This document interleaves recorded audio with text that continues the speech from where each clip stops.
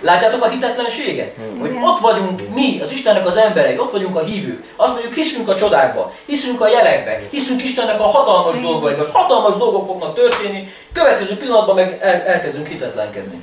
Biztos, hogy úgy van. Biztos, hogy meggyógyít az Úr. Biztos, hogy jön áttörés az életünkbe. Értitek? És azt mondja az ige, hogy Elizeust a megszégyenülésig erőszakoskodtak rajta. Hogy Elizeus, aki látta saját szemével Illést elragadni a mennybe, azt mondja, jó van, menjetek, keressétek meg. Még az ő hitét is megtörték. Ne engedd, hogy a hitedet megtörjék.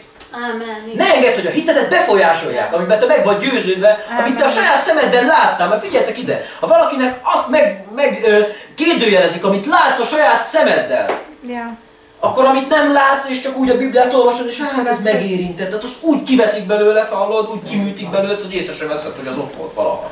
Igen. Kiműtik belőled. Nem véletlenül mondja az ige, hogy a magvető példáját, hogy ahogy elhullik a mag, jönnek a madarak, és ki akarják venni. Ne gondold azt, hogy nem akarja kivenni belőled a magot, a hitet, az ördögnek a madarai, az ördögnek a szolgái. A másik pillanatban azt mondja, hogy az út félre esett a mag. Azt mondja, hogy jöttek az emberek, és a lábukkal széttaposták. Azok az emberek, akik rád hatásra vannak, akik befolyásolják az életedet, akik ki és bejárásuk van az életedben. Fogják és szétmorzsolják. Nem értékelik benned az igét. Nem értékelik azt, hogy te hívő vagy, nem értékelik benned a kijelentést. Semmit nem értékelnek benned. És nagyon-nagyon nagy értéke van a magnak, nagyon nagy értéke van amit látsz, mert a hit az látás. Tehát itt azt mondja, hogy nem látott dolgokról való meggyőződés, az eredetiben bizonyíték. Ha neked élő, igazi hited van az igében, az bizonyíték annak, amit nem látsz, hogy az létezik. Az időben és a láthatatlanban ez egy kapocs. Amikor hit van bennünk, élő hit az Isten igéjében, az összeköt bennünket a természet fölötti valósággal. Mindazokkal a dolgokkal, azokkal az ígéretekkel, amiket Isten megajándékozott bennünket, amiket megígért nekünk. És tudom, amikor kitartunk, erre mondja, amikor kitartotok hitben és béketűrésben, az a hit, amit te benned van, az elkezdi behúzni a természet fölöttiből azt a dolgot valóságá. Érted? És meg fogod látni, hogy Ábrahám meglátta, hogy az Istennek a szentjei meglátták az ígéreteket. És figyeljetek, Elizeusnak nem volt egyszerű ám a szolgálata. Ott volt rajta a dupla kenet. És tudjátok, Illés úgy ment el, hogy nem ébredést hagyott maga mögött. Úgy ment el, hogy a legnagyobb nyomorúságokban volt Elizeus. Azt mondja, olyan éhségek voltak, hogy azt mondja, hogy egy szamár fejet, nem tudom hány ezüstért adtak. A galamnak a ganéját, nem tudom hány ezüstért kellett kimérni, mert olyan csóróság volt, olyan nyomorúság volt. De ha nem lett volna Elizeuson a kettős kenet, akkor nem történnek csodák, értitek? És figyelj, azt mondta Elizeus, amikor ott volt nála a palást. És tudta jó, hogy ő nem próféta, de már azt mondta neki Illés, azt mondja, nagyon nehéz dolgot kértél, mondta azt mondja, hogy a dupla kenetet akarom, azt mondja, ami rajtad van, szóval nagyon nehéz dolgot kértél, és az eredetben megnézte, azt mondja, bonyolult.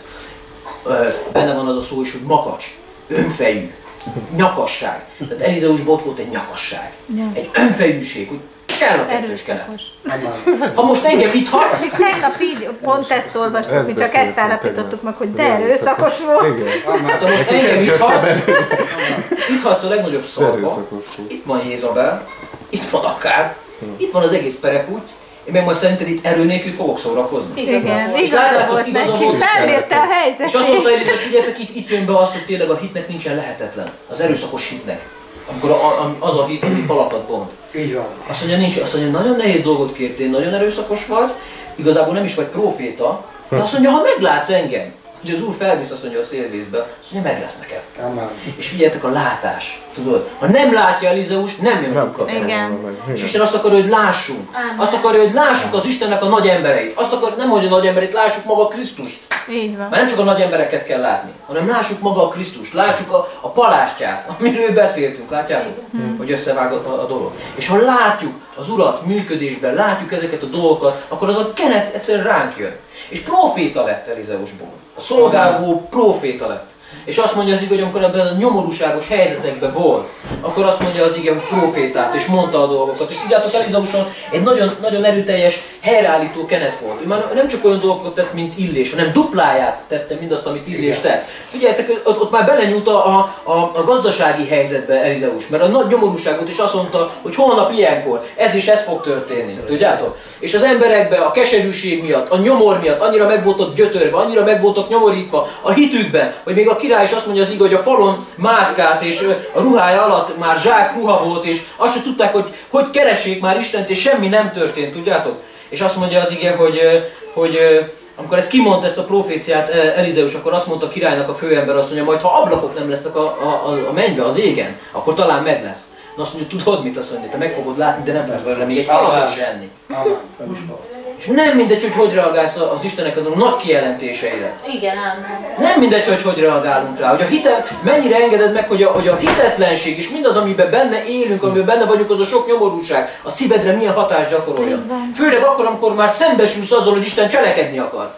Amen. Mert Isten ilyen embereket akar előhozni, hiszen mint Elizeus, és minket is ilyen emberekké akar tenni, akik gazdasági helyzetekbe bele tudunk nyúlni hitáltal. Isten kijelentésén keresztül, azon a keneten keresztül, ami rajtunk van. Mert csak kimondta az ő szájával. Értitek? És azt mondja, hogy holnap ilyenkor ez és ez fog történni. De hogy, azt ő se tudta. A lényeg az, hogy ki kellett mondani. Amen. Isten gondoskodott a szónak a beteljesedéséről. Amen? És nem látta meg az ember, illetve megláttad, azt mondja az ige, hogy a kapuba eltapott a nép. Amikor jött az áttörés. Akkor a másik dolog, azt mondja az ige, hogy nagy szűkölködésben voltak a prófétafiak, és azt mondja, hogy Isten embere, azt mondja, hagyj menjünk az erdőbe, az a Jordán mellé kivágni fákat, úgyhogy építsünk magunknak hajlékot, mert itt vagyunk egy szoba konyhába 20-an, és nem férünk el Isten ember. Hát ez az Istennek az áldása. Valami történjen, és azt mondta nekik előző, hogy oké, menjetek. És ugye azt mondja az ige, hogy elkezdték kivágni a fákat, és az egyik próféta fiúnak a baltája beleesett a folyóba. Mekkora érték volt, érted? Nem tudott az osomba baltát venni. Nem tudott baltát venni, azt mondja az ige, hogy kölcsönbalta volt, hitelbe kapta a baltát. Mekkora érték volt akkoriban egy balta. Azt mondja, beesett a folyóba a balta, azt mondja, jaj, Istenem, azt mondja, az egyetlen balta, azt is kölcsönkértem, ki fognak írni az egyetlen baltáig. Ebben a nyomorúságban még egy baltának is már nagyon nagy értéke van, hogy még azt is elveszítem. Tehát figyeljetek, hiába volt ott az Istennek az embere, történtek dolgok. Történtek olyan dolgok, ami váratlanok voltak. Gazdasági probléma. Ez egy olyan probléma volt, hogyha nem fizeti ki a baltát, akkor ki tudja, milyen következményei lehettek volna. És tudod, mit csinált az Istennek az ember, aki rajta volt a kettős kenet? Azt mondja, hogy hova esett az a fejsze, mutasd meg. Jó, levágott egy darab fát, utána dobta, és a gravitáció ott azon a ponton megszűnt. És elkezdett az a nehéz, nem tudom hány kilós fejsze feljönni a víznek a felszínére. Az a kenet, értitek? Ami belenyúl a természetes dolgokba, és természet fölött itt behozza, amiről beszélek. Hogy az sokkal valóságosabb. Amen. És tudod, itt egy hitelezési problémát oldott meg Elizeus. Volt egy másik eset, ahol azt mondja az asszony, szintén a profétának az asszonya volt. Proféták voltak és csoróságban voltak. Azt mondja, Isten embere. Hát, már mindenem hitel alatt van. Már még a gyerekeimet is elviszik. Jelzálog, minden, hát csődbe mentem teljesen. Ha nem csinálsz valamit, elviszik a gyerekeket is, meg minden. Azt mondja, mi van otthon neked? Érted? Tehát Elizeson egy olyan kenet volt, egy olyan erő volt, egy olyan bölcsesség, egy olyan kijelentés, egy olyan jelenlétben volt Elizeus, hogy még a hitelekbe is belenyúlt.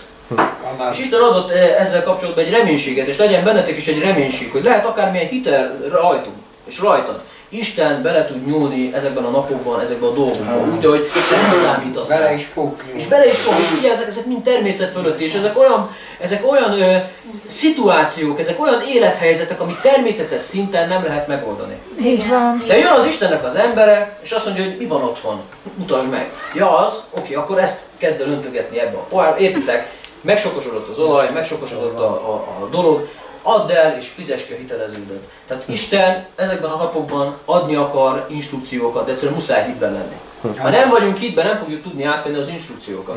Amen? És szólhat rajtunk keresztül az Úr, adhat rajtunk egymáson keresztül instrukciókat az Úr, adhat bölcsességet, adhat olyan tanácsokat, amiken keresztül ki tudunk lábalni azokból a problémákból, amiben benne vagyunk. És ez most csak a hitelezési probléma, ez most csak gazdasági probléma volt. Ott van, amikor meghal az asszonynak a fia. Az a fiú, akit megprofétált neki, hogy lesz fiat. Érted? És azt mondja az Elizeus, azt mondja, hát ez úgy látszik, hogy eltitkolta előlem az Úr. Nem is tudtam, hogy meghalt az új gyerek. Értitek? Ez a fantasztikus volt, tudjátok, hogy Isten eltitkolt előlem. Ma nem halljuk, alig hallják az Úrnak hangját, Elizeus meg azon csodálkozott, hát hogy én ezt nem tudtam. Na most gondolj bele, akkor miben lehetett Elizeus, milyen kapcsolatban lehetett hogy az úr utána ez is megoldódott, ugye tudjuk, hogy feltámadt a halálból az a fiú. Akkor nagyon sok ilyen sztori van, fel is írtam magamnak, de nem akarok így nagyon végigmenni ezeken. Tehát, hogy lássuk azt, hogy erre igény van ma is. Igen. Erre nagyon nagy igénye van az egyháznak. És nekünk is nagyon nagy igényünk van erre, hogy Isten ilyen módon avatkozzon bele a természetes életünkbe. Mert vannak olyan problémák, és ezt már múltkor is mondtam, amikhez egyszerűen muszáj a természet fölötti beavatkozás. Mert tényleg természetes szinten minél jobban gondolkodsz rajta, hogy old meg, annál jobban teher alá kerülsz, annál jobban gyötrődsz, depressziós leszel, elmegy az élettől is a kedved, nem hogy még attól, hogy Isten szolgálja, hogy elmenj egy gyülekezetbe. Egyszerűen, de az a jó hír, hogy van ez a kenet. Tehát, hogyha akkor volt Elizeuson, és akkor volt Illésen, akkor most is itt van ez a kenet. Amen. Ezt Isten most is oda akarja adni. Bennünk van, de megláttam azt, hogy Elizeusban volt egy olyan szív, és azért imádkoztam, érted is ezt, hogy amikor Illés elhívta, azt mondta, hogy hadd menjek még vissza, hadd búcsúzom el a családomtól. Hagy búcsúzom el, és mindent feldarabolt, azokat a munkaeszközöket, amik addig lekötötték őt, és nem tudta Istent követni, és felégette ezeket a dolgokat, és elkövette Illést, az Istennek az emberét. Feláldozta. És figyelj, elkezdte Ában, de úgy, hogy mindent feláldozott, úgy, hogy az apostolok is, hogy mondja Péter, azt mondja, hogy hova mehetnénk, az élő életnek a beszéde van te nálad, nem tudunk téged ott hagyni, még ha nem tudom, olyat is tanítasz, amiből teljesen mindenki megbotránkozik, mi nem tudunk téged elhagyni. Elizeus ugyanezt megtette, és elment addig a pontig, amíg látta a saját szemével, hogy az, akit szolgált, az Istennek az embere, ugye a tisztelet, a szeretet, és az a vágy, ami kialakult benne Isten iránt, látta, hogy elmegy az Istennek az embere. És fontos volt, hogy ez a periódus ez ne legyen megtörve, végig ott volt vele hűségesen. Bár ugye Elizeusnak később Géházi már nem volt ilyen hűséges. Ott azt mondja az ige, tudjátok, hogy bélpoklos lett, leprás lett, ami miatt elment a haszoné, ugye Námán, amikor meggyógyult. Tehát nagyon fontos ez az odaszállás. Hogy az Úrnak végig kitartsunk mellette, mindvégig, amikor szűk az idő, szűkös az életünk, anyagilag vagy bármilyen területen, hogy legyen bennünk vágy. És Józsuéban is ezt látom, tudod, hogy amikor ment fel az Istennek a hegyére Mózes, és azt mondja az ige, hogy Józsué megkövette, holott azt mondta az Isten, hogy senki nem mehet fel a hegyre. De Józsuéban volt egy olyan vágy, volt egy olyan éhség Isten iránt, egy erőszakosság, így van, hogy én is menni akarok Mózes, és tudod, Isten nem bántotta őt. Nem bántotta, nem mondta azt, hogy na Józsué, te nem jöhetsz, hanem már látta Isten Józsuéban a vágyat. Látta azt, hogy nem, mert Istenre vágyakoztak ők. Mert senki nem meri ezt megtenni. Tehát a bátorság, a hit az bátor is. Így van, amen. Figyeljetek ide, Mózes a legnagyobb csetepatéva, a legnagyobb lázadásnak a közepette. Azt mondta az Úrnak, Uram, mutasd meg a dicsőségedet. A nagy balhé lent, érted, fellázadnak ellene, mondja az Úrnak, hogy mi van, és azt mondja, Uram, mutasd meg a te dicsőségedet. Hát nem, hogy ilyen problémákban ilyet mernénk kérni, hanem még pitán erre dolgokat nem merünk kérni az Úrtól. És az Úr meg azt mondta, hogy jó, megmutatom. És lenne meg a nagy lázadás az Isten ellen, hogy mi hozták ki minket, emlékeztek a Kóré, meg a Dátán, meg ezek. Nyírták az Istennek az emberét, meg nyírták az Istennek a munkáját. És Isten ilyen. Nézi a szívünket, hogy mennyire akarod. Mennyire akarjuk. Hogy címből vagy szívből akarjuk. És itt nagyon nem mindegy, hogy a szívünk hogy van. És ezekben az emberekben azt látom, meg Elizeusban és Józsuéban is, hogy ezek olyan emberek voltak, hogy figyelj, nem lehetett őket levakarni az Isten emberéről. Láttok benne egy olyan dolgot, ami döbbenetes. És azt mondja, amikor ott volt nála a palást, azt mondja, rácsapott a Jordánra, na hol van, azt mondja az Illésnek az Isten, mert tudta azt, hogyha Isten nem cselekszik természet fölötti módon, az ő szolgálatának semmi értelme. Proféták se fogták be, proféta fiak se szálljuk. Így van. És tudod, mi történt? A proféta fiak akkor hajoltak meg előtt, amikor látták a csodát. És tudjátok, a profétálás és a proféta és profétálás és proféta fiak között van különbség. És olyan korszakban élünk, hogy nem elég csak profétálnunk, lehetnek benyomásaink és mondhatunk jó dolgokat, de látjátok, hogy ezek a proféta fiak is mondták a profétálást, következő pillanatban meg hitetlenek voltak. Azt mondták, hogy Illést nem is ragadta el az Úr. Értitek? És figyelj, azt mondta, és tudta nagyon jó Elizeus, hogyha Isten most itt nem cselekszik, mert én nem vagyok proféta magamtól, ha most tényleg rajtam van ez a kenet, akkor itt valaminek kell történnie. Így van. És akkor ez megtörtént, azt mondja, a profétákból jött egy tisztelet. Meglátták, hogy Isten természet fölötti módon, és azt mondják, megnyugodott rajta az Illésnek a kenete. Ezt mondták a proféta fiak. És utána figyelj, nem volt egyszerű Elizósnak a dolga, oké, hogy meghajoltak előtte, ugye utána volt az a megszégyenítés, megszégyenítették, majdnem, hogy kiölték belőle Elizósból azt a hitet, azt a buzgóságot, azt az Isten iránti szeretetet, azt a kenetet meg akarták rajta ölni gyakorlatilag, hiába voltak proféták. És utána bebizonyosodott, hogy Illés csak elragadta az Úr. Utána a következő pillanatban azt mondja az ige, hogy megy Jerikóba vagy hova ment, azt mondja, hogy kijönnek a gyerekek a városból, és elkezdik őt gúnyolni. Így kezdődött Elizósnak a szolgálat. Azt mondták, gyere föl kopasz, minden kopasznak lehorták őt. Én meg azt mondta, Jézus nevében megátkozta őket, és azt mondja az ige, hogy 42 gyereket szétszaggatott 2 nőstény medve. Így kezdődött Elizósnak a szolgálata. Magányos volt Elizéus. Ott volt rajta az Istennek a kenete, ott volt benne a hit, de egy magányos ember volt, én azt gondolom. Nem volt mellette szolgáló, nem voltak mellette, hiába voltak ott prófétafiak, testvérek, meg egyházi tagok. Amikor az Istennel nagyon közel vagy, és ott van rajtad az Istennek a kenet, egy más ember vagy. Másképp látod a dolgokat, és téged is másképp látnak emberek. Nem tudják sokszor, hogy kezeljenek téged. És ezek a gyerekek is, érted, meglátták az Isten, és egy gúnyolódás jött ki a szívükből. És Isten adott ezeknek a gyerekeknek. Érted? Tehát Elizéusnak a szolgálatán nem volt ám egyszerű. Utána jöttek ezek a nyomorúságok, utána jöttek bajró problémák, és minden egyes helyzetben, bármikor megkeresték Elizéust, mindig volt megoldás Elizéusnál viszont. Amen. Egy dologban nem sült fel Elizéus. Soha. Bármivel jöttek, mindig ott volt a megoldás. És amit te is mondtál előbb, hogy Elizéusban az volt a fantasztikus, hogy amikor jöttek hozzá egy kéréssel, hogy megtámadtak minket, mi lesz? Hogy lesz a dolog? Nem tudta azonnal a választ Elizéus, de viszont volt benne egy olyan vezetés, egy olyan belső vezetés, egy olyan hang, ami tudta, hogy hogyan kell megragadni azokat a lehetőségeket, ezt ő szellemben látta, ami által kapcsolatba tud kerülni azonnal Istennel. És azt mondja, hozzatok egy énekest. Tudta, hogy hogyan kell a dolgokat, értitek? Tudta a módszert, tudta, hogy hogyan kell a mennyre rácsatlakozni, és tudta, hogy Istennek a hangját kell meghallani, hiába volt nagy próféta. Nem volt ott azonnal a válasz. Tehát nekünk sokszor, én hiszem azt, hogy meg kell tanulnunk, hogy azokat a módszereket, azokat a technikákat, úgymond szellemi technikákat, amiken keresztül meg tudjuk hallani az Úrnak a hangját, az azonnali aktuális üzenetét meg tudjuk érteni, és tudjuk alkalmazni. És azt mondja az ige, hogy elkezdett muzsikálni a zenész, azt mondja, hogy jött rászállt, azt mondja, lőn az Úrnak a keze rajta. Amen. Az Úr rátette a kezét Elizéusra, és elkezdett profétálni. És azt mondja, hogy ez lesz, az lesz. Győzni fogtok. Most is ez történt, igen.